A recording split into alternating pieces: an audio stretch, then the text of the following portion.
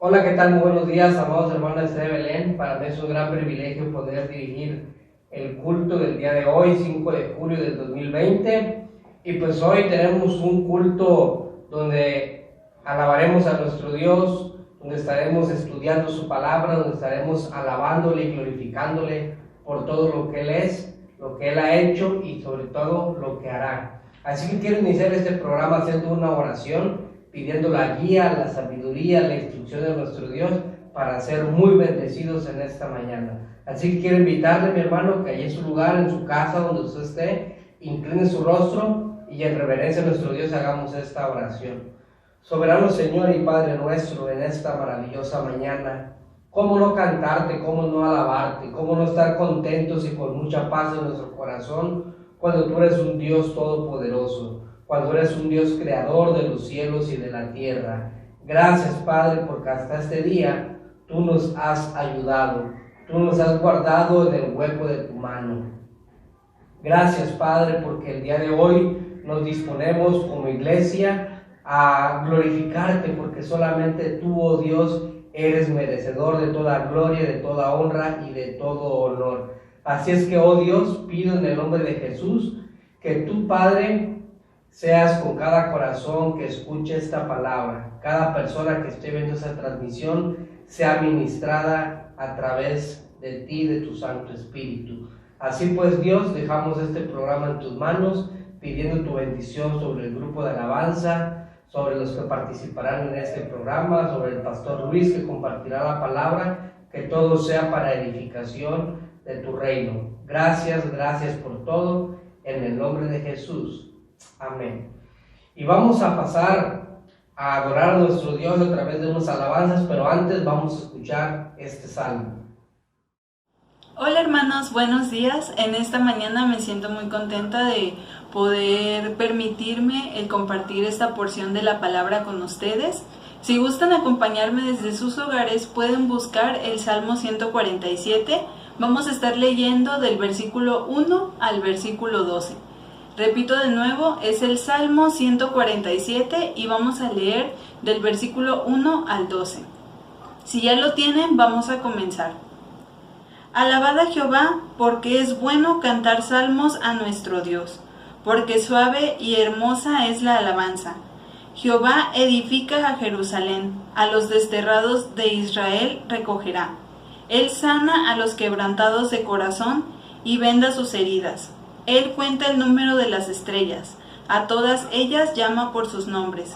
Grande es el Señor nuestro y de mucho poder, y su entendimiento es infinito. Jehová exalta a los humildes y humilla a los impíos hasta la tierra. Cantad a Jehová con alabanza, cantad con arpa a nuestro Dios. Él es quien cubre de nubes los cielos, el que prepara la lluvia para la tierra, el que hace a los montes producir hierba. Él da a la bestia su mantenimiento y a los hijos de los cuervos que claman. No se deleita en la fuerza del caballo, ni se complace en la agilidad del hombre. Se complace en los que le temen y en los que esperan en su misericordia. Alabad a Jehová, Jerusalén. Alaba a tu Dios, oh Sión. Y así como dice este pasaje de la Biblia que es bueno alabar a nuestro Dios, en este momento preparemos nuestro corazón y también nuestra voz para cantar algunos cantos hacia Él. Es el momento del tiempo de alabanza.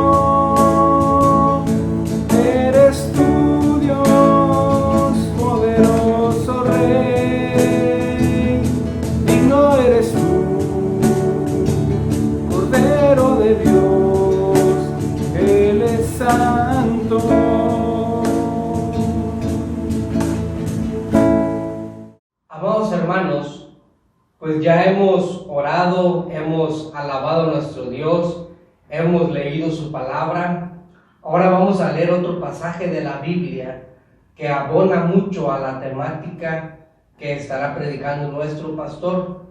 Sí, esta lectura la va a hacer nuestro hermano Roberto, así que voy a dar el tiempo para que leamos este pasaje y después escuchar la predicación del labio de nuestro pastor Luis Bernardo Gómez Reyes. Hola, muy buenos días, mi nombre es Roberto Basilio. Hoy vamos a leer un pasaje del libro de Isaías, capítulo 40, versículo del 10 al 15, el cual va a venir abonando un poco al sermón de esta mañana, por lo que les pediré que abramos nuestras Biblias en el libro de Isaías, capítulo 40, versículo 10 al 15, el cual dice lo siguiente: Miren, el Señor omnipotente llega con poder, y con su brazo gobierna, su galardón lo acompaña, su recompensa lo precede.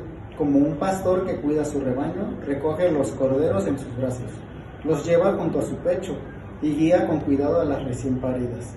¿Quién ha medido las aguas con las palmas de su mano y abarcado entre sus dedos la extensión de los cielos? ¿Quién metió en una medida el polvo de la tierra? ¿Quién pesó en una balanza las montañas y los cerros? ¿Quién puede medir el alcance del Espíritu del Señor? ¿O quién puede servirle de consejero? ¿A quién consultó el Señor para ilustrarse? ¿Y quién le enseñó el camino de la justicia? ¿Quién le impartió conocimiento o le hizo conocer la senda de la inteligencia? A los ojos de Dios, las naciones son como una gota de agua, en un balde como una brizna de polvo en una balanza. El Señor pesa las islas como si fuera polvo fino. Isaías capítulo 40, versículo del 10 al 15. Ahora vamos a darle tiempo al pastor Luis Bernardo, quien predicará la palabra el día de hoy. Buenos días, hermanos. En esta mañana de adoración al Señor, mi esposa y yo les saludamos desde nuestro templo, y en este momento mi esposa les leerá el pasaje donde está basado el mensaje de hoy. Se encuentra en Hechos capítulo 4, versículos 23 al 31. La palabra de Dios dice así: los creyentes piden confianza y valor, y puestos en libertad vinieron a los suyos y contaron todo lo que los principales sacerdotes y los ancianos les habían dicho. Y ellos, habiendo oído, alzaron unánimes la voz a Dios y dijeron: Soberano Señor, tú eres el Dios que hiciste el cielo y la tierra, el mar y todo lo que en ellos hay, que por boca de David tu siervo dijiste: ¿por qué se amotinan las gentes y los pueblos piensan cosas vanas? Se reunieron los reyes de la tierra y los príncipes se juntaron en uno contra el Señor y contra su Cristo, porque verdaderamente se unieron en esta ciudad contra tu santo Hijo Jesús, a quien ungiste, Herodes y Poncio Pilato, con los gentiles y el pueblo de Israel, por hacer cuanto tu mano y tu consejo habían antes determinado que sucediera. Y ahora, Señor, mira sus amenazas y concede a tus siervos que con todo denuedo hablen tu palabra. Mientras extiendes tu mano para que se hagan sanidades y señales y prodigios mediante el nombre de tu santo Hijo Jesús. Cuando hubieron orado, el lugar en que estaban congregados tembló, y todos fueron llenos del Espíritu Santo y hablaban con denuedo la palabra de Dios. Gracias.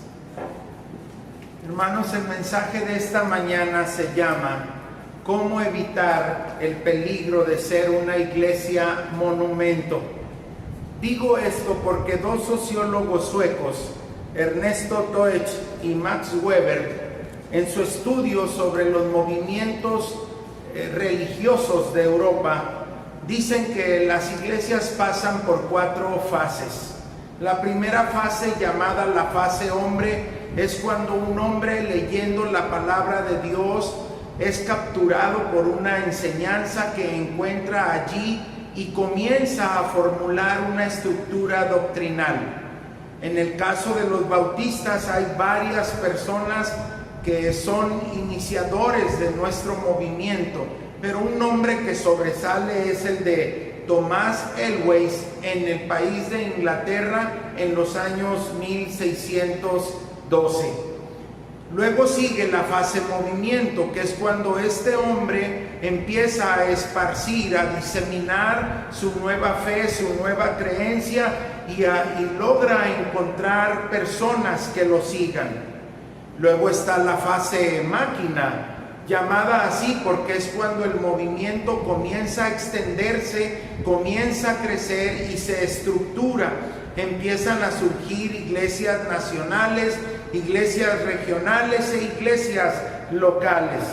Se dice que los bautistas para el año 2010 ya éramos en promedio unos 47 millones de creyentes en el mundo.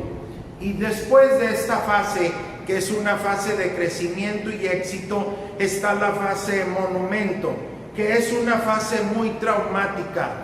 Es debido al crecimiento y al éxito del movimiento que la iglesia cae en un adormecimiento. A veces podemos llegar a sentirnos como se sentía la iglesia de la Odisea en Apocalipsis 3:17, que decía: me he enriquecido y de nada tengo necesidad. En esta fase los miembros se vuelven metódicos, fríos, pierden el sentido de la misión, dejan de hablar de Cristo a otras personas, nos apegamos más a las costumbres y a las tradiciones que a los principios, y nos volvemos activistas y tenemos muy poca o nada de comunión con Dios. A estas iglesias, las iglesias monumento, Dios les diría lo mismo que dice Apocalipsis 3:1 a la iglesia de Sardis: tienes nombre de que estás vivo, pero estás muerto. Un monumento, hermanos, es una estructura arquitectónica de gran tamaño que se erige para recordar a una persona o un hecho memorable. Y quiero decirles algo: por todo el mundo hay templos monumento, templos que en un tiempo albergaron iglesias crecientes, pujantes, incluso fueron parte de avivamientos, y ahora son teatros, son restaurantes, gimnasios, bibliotecas, cafeterías.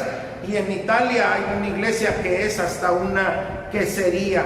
Por todo el mundo hay templos así. Yo pudiera hablarles de Italia, de Francia, de Suecia, de España, incluso de América Latina. Pero solo por mencionar un dato, en Inglaterra, la cuna de la reforma religiosa, hoy en día se estima que hay por lo menos 50,000 templos monumento. Son iglesias, hermanos, que sin darse cuenta comenzaron a morir.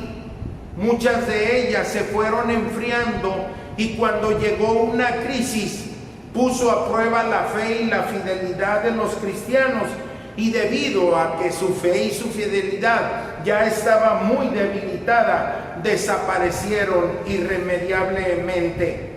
Aquí en Acapulco tenemos una iglesia monumento, es la iglesia Bautista Emanuel de Arroyo Seco, una iglesia que surgió hace años, tuvo su tiempo de bendición, pero después llegó por ahí una familia que se apropió de las instalaciones y hoy es un hermoso monumento cuyas puertas están cerradas a la proclamación del Evangelio. Aunque ustedes no lo crean, hermanos, hay pronósticos de que esta crisis del COVID-19, hay pronósticos pesimistas. Se dice que muchas iglesias después del COVID-19 no volverán a abrir sus puertas. De las iglesias que abran sus puertas, el segundo pronóstico es que muchos de sus creyentes no volverán. La fe de muchos se enfriará.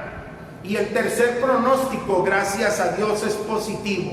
Las iglesias que surgirán pujantes, porque serán iglesias que estarán adaptadas a la nueva normalidad y a los nuevos tiempos. Se estima, hermanos, que hoy en México hay por lo menos 10,000 iglesias que están transmitiendo sus cultos vía internet y antes no lo hacían. El pasaje que nos leyó la hermana Graciela nos habla de una iglesia naciente, una iglesia pequeñita, comenzaba a conformarse y vivieron una tremenda crisis. Los líderes religiosos de su tiempo tomaron presos a sus nuevos pastores, creyendo que los asustarían y con ello disolverían el movimiento de la nueva iglesia. Pero esta iglesia dio pasos muy importantes para no caer en el pronóstico de la disolución, de la paralización. La primera cosa que esta nueva iglesia hizo para evitar convertirse en una iglesia monumento fue que se unieron. La Biblia nos dice ahí en Hechos 4, capítulo 24, y unidos alzaron la voz a Dios. Por supuesto, era una unión física, pero yo quisiera que se concentren más en la unión de propósito. Dice que se unieron para orar al Señor. Pero pensemos en la palabra unidad. Nosotros, hermanos, en el tiempo de esta pandemia, de esta cuarentena, que ya más bien es una centena de días, no podemos estar unidos físicamente, pero sí podemos estar unidos en un mismo sentir.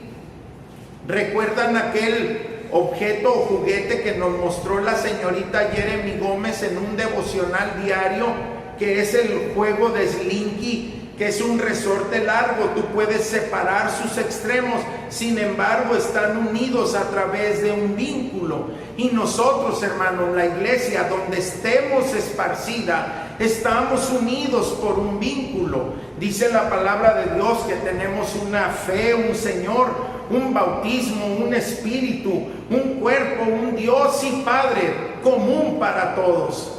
Pero yo quiero resaltar dos vínculos que nos unen. Es el amor de Cristo. Dice la palabra de Dios en 2 Corintios 5:14, que el amor de Cristo nos une, nos constriñe. Y hermanos, donde quiera que estemos debemos estar amándonos, porque somos la familia de Cristo. La iglesia, los hermanos de Renacimiento deben estar amando a los hermanos del jardín. Los del jardín deben estar amando a los hermanos del Colosio.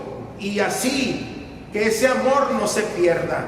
Y el segundo vínculo que quiero resaltar es la preciosa sangre de Cristo. Dice la palabra de Dios en Hechos 20:28 que la iglesia de Cristo, Cristo la compró con su sangre. ¿Y qué crees? Tú y yo somos esa iglesia.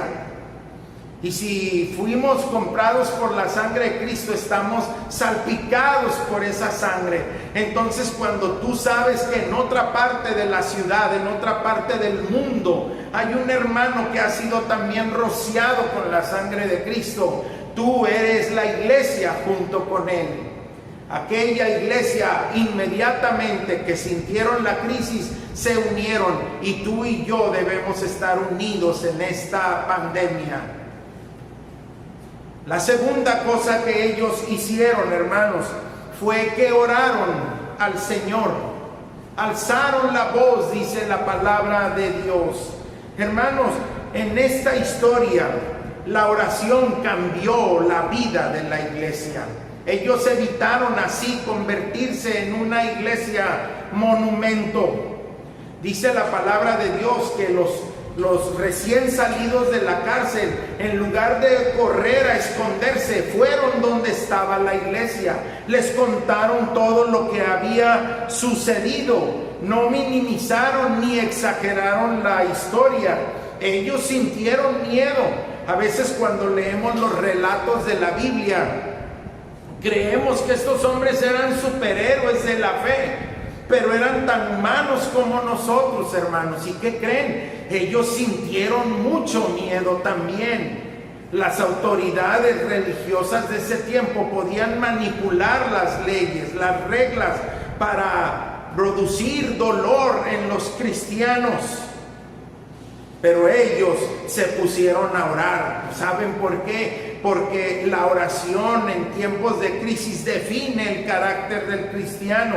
¿Y qué creen, hermanos? En esa oración no pidieron que Dios acabara con sus enemigos o que terminara la persecución. No pidieron como a manera de chantaje que Dios les diera algo a cambio de su sufrimiento.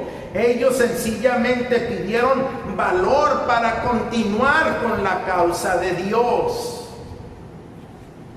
Hermanos, el gran protagonista de esta pandemia no es el COVID, es la iglesia de Cristo, que va a demostrarle al mundo que ésta sabe caminar en medio de pruebas y de luchas, y que la iglesia de Cristo jamás perece. Por eso debemos estar alertas a no convertirnos en una iglesia monumento. Cuando la iglesia permite que una crisis la paralice, es cuando se convierte en un monumento. El COVID, hermanos, ha paralizado a creyentes de las iglesias, de nuestra propia iglesia. Son hermanos que quizás allá están encerraditos, apartados, pero se han olvidado de todos sus compromisos con la iglesia. Quizás en su casa oran, quizás en su casa leen la Biblia, pero respecto de sus compromisos con la iglesia, sencillamente se han sacudido las manos. Y no debe ser así, hermanos.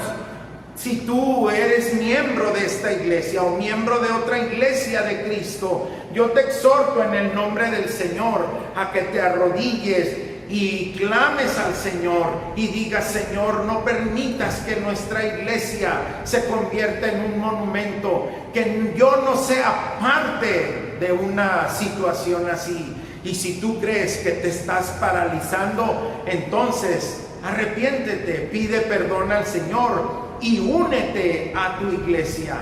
No importa que no nos veamos, pero nos amamos y estamos unidos por la sangre preciosa de Jesús. Se unieron, oraron, y la tercera y última cosa que hicieron es que ellos declararon la soberanía de Dios. En el verso 24 la palabra de Dios dice que ellos alzaron la voz y dijeron: soberano Señor, tú eres el Dios que hiciste la tierra, el mar y todo lo que en ellos hay. Esta oración, hermanos, la oración que cambió los pronósticos de esta iglesia, fue una oración donde ellos mostraron osadía, valor, intrepidez. Ellos no vacilaron en arriesgar sus vidas por la causa de Cristo. ¿Y saben cuál era la razón? Que ellos estaban convencidos de la soberanía de Dios. ¿Qué es la soberanía de Dios? Es la acción, es la fe que tenemos de que todo lo que sucede en el mundo es la acción de Dios, es la acción directiva de Dios o la acción permisiva de Dios. Como dice Daniel 4:35, Él hace según su voluntad en el ejército de los cielos y en los habitantes de la tierra. No hay quien detenga su mano ni quien lo cuestione. Hermanos, la iglesia de Cristo estaba segura de que estos acontecimientos eran parte de la voluntad de Dios. Y para ellos citan dos cosas. Hablan del rey David, cuando este rey fue asediado y acosado por otros reyes que querían conquistar la nación. Ellos dicen: Dios lo permitió. Y luego citan un caso todavía más importante: la muerte de Jesucristo. Y dicen ellos: todo esto lo predeterminó tu mano y tu consejo. Así que, hermanos, en esta nueva crisis que la iglesia estaba sufriendo, ellos no se pusieron a ver su riesgo de vida. Ellos sencillamente dijeron: esto es voluntad de Dios. Y seguramente Dios quiere que salgamos vencedores, victoriosos de esta crisis. Así que, hermanos, El protagonista de esta pandemia no es la crisis, sino el cumplimiento de la voluntad de Dios. Dios, hermanos, está queriendo que no pasemos a la fase de monumento, sino que nos quedemos, que permanezcamos en la fase de máquina, que la iglesia salga victoriosa. Este pasaje termina muy emocionante. Dice la palabra de Dios en el verso 31, cuando hubieron orado, el lugar en que estaban congregados tembló y todos fueron llenos del Espíritu Santo y hablaban con denuedo la palabra de Dios. Sin embargo, quiero llamar su atención a dos pasajes. Hechos 2, 43 al 47, no lo voy a leer, pero dice que la Biblia era una iglesia activa, viva, apasionada. Luego viene la crisis, que es el pasaje de Hechos 4 que leímos. Y luego, si ustedes van a Hechos capítulo 5, versos 12 al 16, vemos a la iglesia nuevamente siendo una iglesia vencedora. Una iglesia que a pesar de la crisis sigue proclamando al Señor. Les llamo la atención a estos dos textos porque quiero que vean el antes, la crisis, y el después de la crisis. Ellos no permitieron que su iglesia se convirtiera en una iglesia monumento. El diablo, hermanos, está tratando de paralizar a los creyentes, de petrificar a los creyentes. Está tratando de que las iglesias parezcan vivas, pero en realidad estén muertas. Está tratando de dividirnos, pero ¿qué creen? Dios tiene una estrategia. Él está buscando dentro de su iglesia hombres y mujeres, creyentes que se la jueguen por Él. Hombres que sean fieles en medio de la crisis, que sean capaces de amar a la iglesia de Cristo por encima de su propia vida. La iglesia ha sido, es y seguirá siendo el instrumento de Dios para llevar esperanza al mundo. ¿Te imaginas si nuestra iglesia pierde esa capacidad? El mundo se quedaría sin esperanza, pero tú y yo podemos evitar que eso suceda. Así que, hermanos, Dios nos está llamando esta mañana a renovar nuestra vida, a renovar nuestra comunión con Él, nuestra consagración con Él, pero nos está llamando a renovar nuestro compromiso con la iglesia. No te olvides que eres miembro de esta iglesia, no te olvides que hay compromisos que debes seguir cumpliendo. Muy pronto estaremos juntos, pero mientras esto no sea así, únete a la iglesia, ora por la iglesia y proclama la soberanía de Dios en tu vida y en todos tus hechos. Dios les bendiga, hermanos. Hasta la próxima transmisión. Amados hermanos, ha llegado el momento de seguir alabando a nuestro Dios. El Salmo nos dice: todo lo que respira, alabe a Jehová. Y todos los que estamos viendo esta transmisión, respiramos. ¿Por qué? Porque tenemos vida. Entonces, ese es un motivo para alabar a nuestro Dios. Así que vamos a dejar el tiempo al grupo de alabanza para seguir glorificando a nuestro Dios. Buenos días, hermanos. La palabra de Dios dice en Salmo 51: crea en mí un corazón limpio y renueva la rectitud de mi espíritu. Y en esta mañana recordemos que la fidelidad de Dios está con nosotros y también pedirle a Dios que renueve nuestro espíritu, nuestro corazón, y que cada día podamos ser y recordar su fidelidad de Dios y ser más como Dios.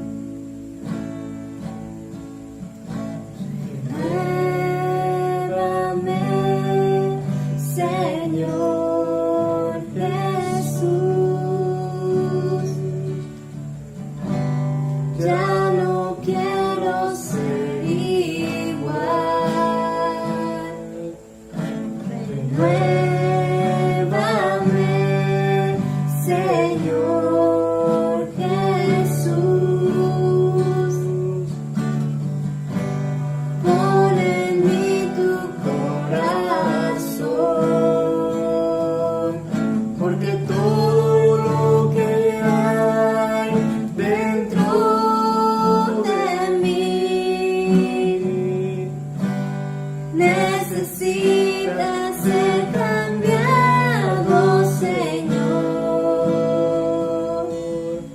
porque todo lo que hay dentro de mi corazón necesita más de ti.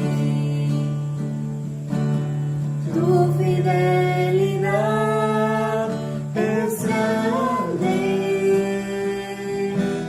tu fidelidad incomparable es. Nadie como tú, bendito Dios, grande es tu fidelidad. Tu fidelidad es grande, tu fidelidad incomparable es. Nadie como tú, bendito Dios, grande es tu fidelidad. Grande es tu fidelidad, grande es tu fidelidad. Gracias, Dios, porque cada día nos recuerdas tu fidelidad y porque tus misericordias son nuevas cada mañana. Te alabamos en el nombre de Jesús. Amén. Amados hermanos, ha sido una delicia el haber estado con ustedes, aunque físicamente no podemos estar juntos, pero siempre el poder estar unidos de manera espiritual es una bendición. Gracias por estar en esta transmisión, por estar en este culto. Hoy hemos sido desafiados a través de su palabra, hemos sido muy bendecidos, así que les animo a que nos mantengamos fieles al Señor, que sigamos fieles con nuestros diezmos y con nuestras ofrendas, y que nos mantengamos firmes hasta el final. Vamos a concluir haciendo una oración que estará dirigida por nuestro hermano Daniel Gómez. Que Dios te bendiga. Gracias, Dios, por el culto de este día, por la predicación, que tu palabra sea de bendición para cada una de las personas que la estuvieron escuchando, que tú los bendigas y los protejas. Me he enterado que hay hermanos de Estrella de Belén que han perdido algún familiar. Te pido que tú los consueles y les des fortaleza para poder seguir adelante.